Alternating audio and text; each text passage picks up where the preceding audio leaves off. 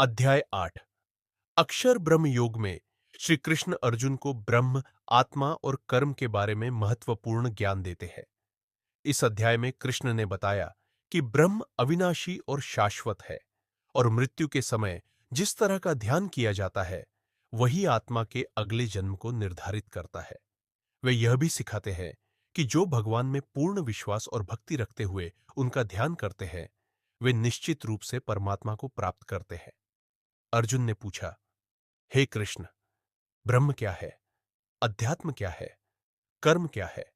अधिभूत और अधिदैव क्या है? और अधियज्ञ कौन है? कृपया मुझे यह समझाइए। हे मधुसूदन, मृत्यु के समय आपका ध्यान कैसे किया जाता है और योगी किस प्रकार आपका साक्षात्कार करते हैं? श्री कृष्ण ने कहा, ब्रह्म परम अक्षम और अविनाशी सत्ता है।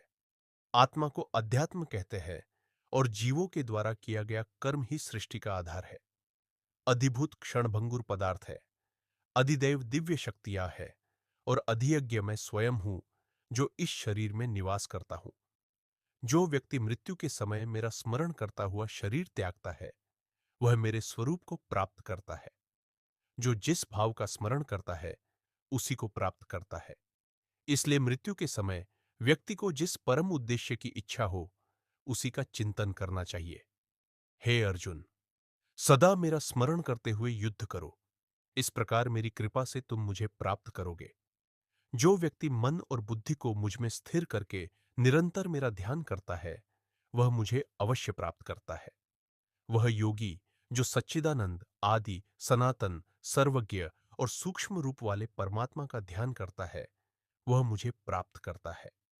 जो व्यक्ति मृत्यु के समय मन को स्थिर करके और प्राण को भौहों के बीच केंद्रित करके परमात्मा का ध्यान करता है वह मुझे प्राप्त करता है। वेदों के ज्ञाता, तपस्वी और जो ब्रह्मचारी रहकर ओंकार का जप करते हैं वे सभी उस परम सत्य को प्राप्त करते हैं। मृत्यु के समय योगी प्राण को स्थिर करते हुए और मन को मेरे चिंतन में लगाते हुए मुझ परमेश्वर को प्राप्त करता है। जो व्यक्ति ओम का उच्चारण करते हुए मुझ परमात्मा का स्मरण करता है वह शरीर त्यागने के बाद परम धाम को प्राप्त करता है। हे अर्जुन, जो मुझ में अनन्य प्रेम और भक्ति रखते हुए निरंतर मेरा स्मरण करते हैं वे मुझे सरलता से प्राप्त करते हैं।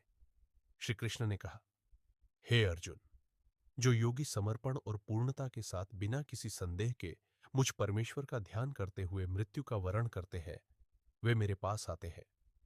हे अर्जुन, इस संसार में जितने भी जीव हैं वे सब जन्म मृत्यु के चक्कर में पड़ते हैं, लेकिन जो मुझे सच्चे मन से प्राप्त करते हैं वे जन्म और मृत्यु के बंधन से मुक्त हो जाते हैं।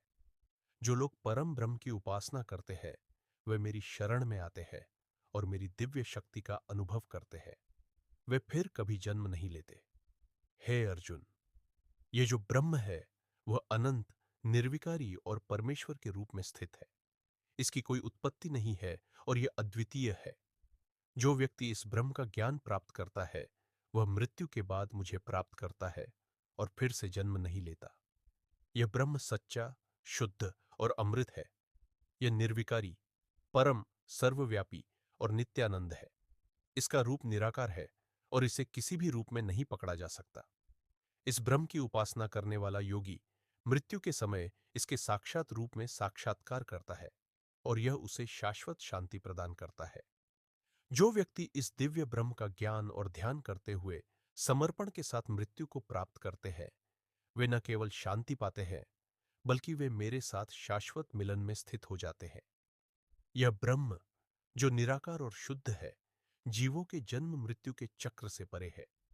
यह समस्त सृष्टि का आधार है और इसे प्राप्त करने के लिए योगी को समर्पण की आवश्यकता है। हे अर्जुन, जो व्यक्ति इस ब्रह्म के ज्ञान को प्राप्त करता है वह सभी प्रकार की दोषों से मुक्त हो जाता है और परम गति को प्राप्त करता है। जो व्यक्ति इस ब्रह्म को जानकर मुझ में विश्वास और भक्ति करता है वह न केवल मुझसे मिल जाता है बल्कि वह सभी प्रकार के दुखों से मुक्त हो जाता है। जो भक्त इस ब्रह्म के प्रति समर्पित रहता है और इस ब्रह्म के गुणों का ध्यान करता है वह सबसे श्रेष्ठ योगी है। हे अर्जुन, यह ब्रह्म अद्वितीय, अनमोल और शाश्वत है। इसके माध्यम से शांति और मोक्ष की प्राप्ति होती है। जो व्यक्ति इस ब्रह्म का दर्शन करता है वह मेरे साथ हमेशा के लिए संयुक्त हो जाता है और संसार के बंधनों से मुक्त हो जाता है।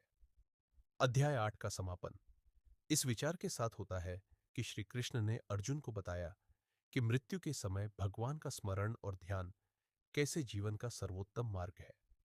जो व्यक्ति पूरी श्रद्धा और भक्ति के साथ भगवान के दिव्य स्वरूप का ध्यान करता है वह जन्म मृत्यु के चक्र से मुक्त होकर परम धाम को प्राप्त करता है।